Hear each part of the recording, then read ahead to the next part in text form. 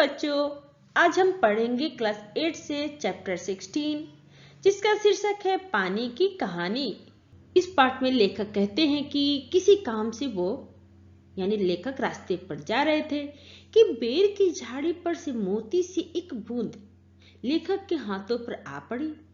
तो जब लेखक ने देखा कि ओस की बूंद उनकी कलाई पर आकर गिर गई है और कलाई से सरक कर हथेली पर आ गई है, तो ओस की इस बूंद को देखकर वो हैरान हो उठे कि कोई बूंद पेड़ पर से आकर उनके हाथ पर कैसे गिर सकती है। यह जानने के लिए उनकी जिज्ञासा जाग उठी। जैसे ही लेखक की नजर ओस की बूंद पर पड़ी, वो ठहर गए। थोड़ी देर में लेखक को सितार के तारों की तरह कुछ संगीत सा सुनाई देने लगा। बच्चों, लेखक ने सोचा कि कोई सितार बज रहा होगा। उन्होंने चारों ओर देखा, पर वहां कोई नहीं था जो सितार बजा रहा हो। तब लेखक को एहसास हुआ कि ये आवाज उनकी हथेली से निकल रही है। ध्यान से देखने पर लेखक को मालूम हुआ कि जो उनकी हथेली पर एक बूंद गिरी थी, अब वो दो हिस्से में बट गई थी और दोनों हिल हिलकर ऐसी आवाज पैदा कर रही थी। ऐसा लग रहा था कि दोनों बूंदें आपस में बातचीत कर रही हो। अब लेखक को एहसास हुआ कि दो बूंदें मधुर ध्वनि में आपस में बातचीत कर रही हैं। उन्हें लग रहा था कि जैसे वो बूंदें उनसे कुछ कहना चाह रही हैं, क्योंकि उन्हें सुनो सुनो की ऐसी आवाज आई। लेकिन लेखक ने कुछ नहीं कहा। फिर लेखक को दोबारा आवाज आई, सुनो सुनो। अब तो लेखक से ना रहा गया। अब उत्सुकतावश लेखक के मुंह से निकल गया, कहो कहो।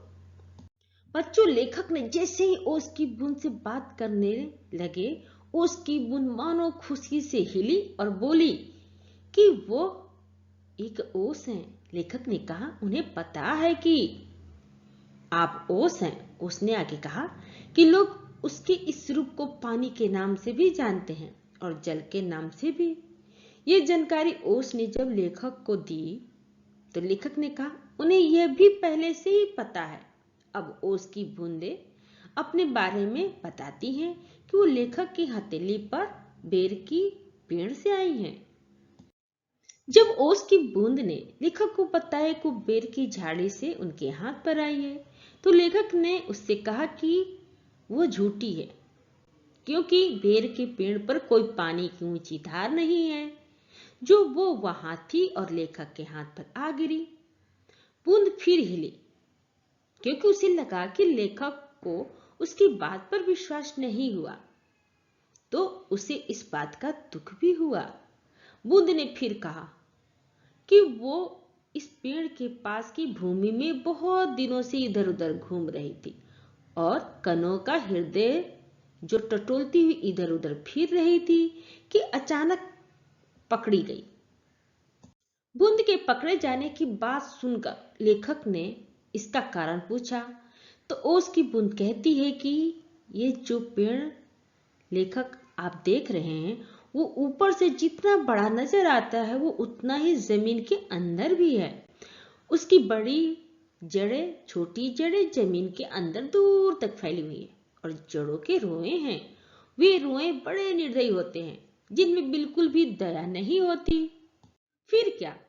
बूंद लेखक से कहती है कि उसके जैसे बहुत सारे जल कणों को रोए बलपूर्वक पृथ्वी में से खींच लेते हैं।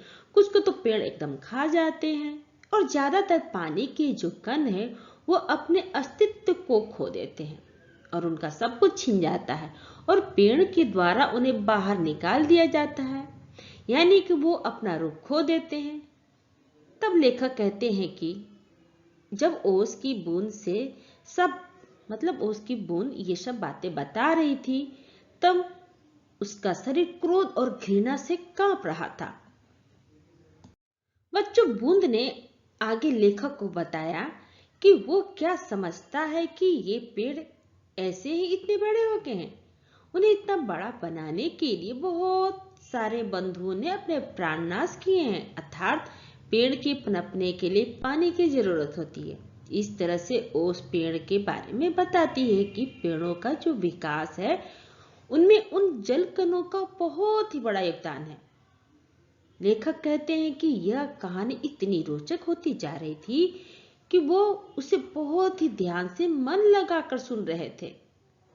बच्चों, फिर बूंद लेखक को बताती है कि वो जमीन के पोषक तत्वों को अपने शरीर में घुलाकर खुशी खुशी इधर उधर घूम रही थी। उसकी बुरी किस्मत के कारण एक दिन वो एक रोए से टकरा गई। उसे घबराहट हुई। उसने दूर भागने का प्रयत्न किया, परंतु वे रोए पकड़कर छोड़ना नहीं जानते और वो रोए में खींच ली गई। अब लेखक की जिज्ञासा और बढ़ चुकी थी। अब वो ओस की बूंद के बारे में बहुत कुछ जानना चाहते थे। अतः उन्होंने ओस की बूंद से आगे पूछा कि उसके बाद उसके साथ क्या हुआ।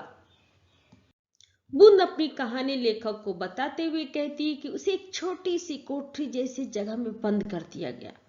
थोड़ी देर बाद उसे ऐसा मालूम पड़ा कि कोई उसे पीछे से धक्का दे रहा है और कोई मानो हाथ पकड़कर आगे को खींच रहा है। फिर ओस कहती हैं कि उसका एक भाई भी वहां लाया गया। उसे जलकन को उसकी जगह देने के लिए ओस की बूंदों को दबाया जा रहा था, उसे कुचला जा रहा था। बूंद आगे बताती हैं कि उसके बाद एक और बूंद मेरा हाथ पकड़ ऊपर खींच रही थी।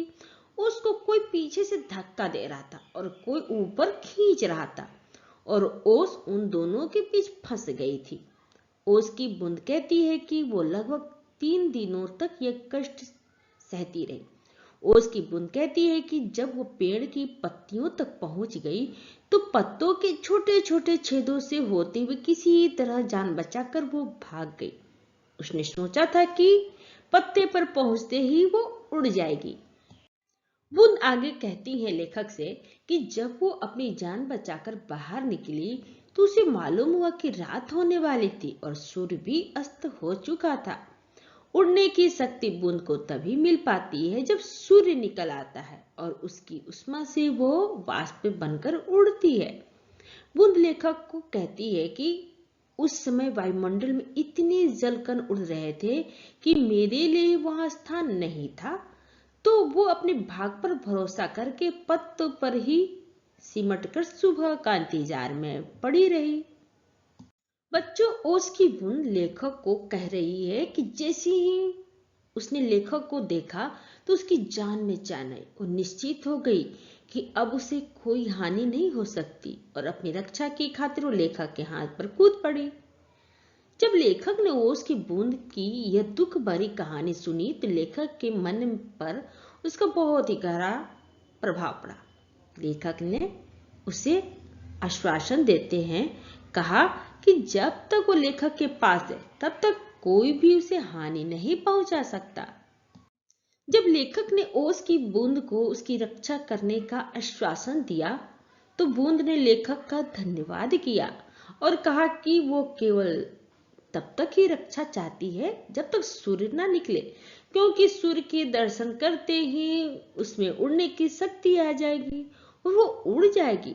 बूंद लेखक को बताती है कि उसका जीवन बहुत ही विचित्र है और अनोखी घटनाओं से भरी हुई है। उसकी बूंद लेखक को कहानी सुनाने के बारे में कह रही है कि वो अपनी जीवन की कहानी के बारे में लेखक को बताएगी तो लेखक का हाथ थोड़ा सा भी नहीं दुखेगा या लेखक को बूंद को अपने हाथ में लेने में कोई कष्ट नहीं होगा। लेखक भी उत्साहपूर्वक बूंद के जीवन की घटनाओं को सुनने के लिए हामी भरते हैं। बच्चों, ओस की बूंद लेखक की सृष्टि के निर्माण के समय से कहानी सुनाना शुरू करती है और ओस की बूंद कहती है कि उसके पूर्वज जहां से उनकी रचना हुई वो हाइड्रोजन और ऑक्सीजन नामक 2 गैसें सूर्य के घेरे में लपटों के रूप में मौजूद थी, अर्थात उस समय वो गैस के रूप में थी। सूर्यमंडल अपने निश्चित मार्ग पर चक्कर काट रहा था। वे दिन थे जब ब्रह्मांड में हलचल हो रही थी। बहुत कुछ निर्माण हो रहा था और बहुत कुछ नष्ट भी हो रहा था, अर्थात नए नए ग्रहों का निर्माण शुरू हो चुका था। अनेक ग्रह और उपग्रह बन रहे थे, अर्थात ब्रह्मांड में हलचल हो रही थी और ग्रहों और उपग्रहों का निर्माण हो रहा था। बच्चों, लेखक ने ओस की बूंद से प्रश्न किया कि क्या उसके पूर्वज अब सूर्यमंडल में मौजूद नहीं है।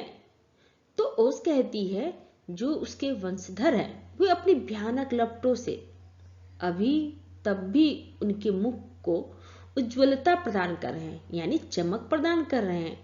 ओस की बूंद कहती हैं कि उसके पुरखे बहुत ही खुशी से, प्रसन्नता से सूर्य के धरातल पर नाचते रहते थे। अगर आपको मेरा ये वीडियो अच्छा लगा हो तो लाइक करें, या फिर कोई डाउट हो तो आप हमें कमेंट बॉक्स में लिख कर बताएं।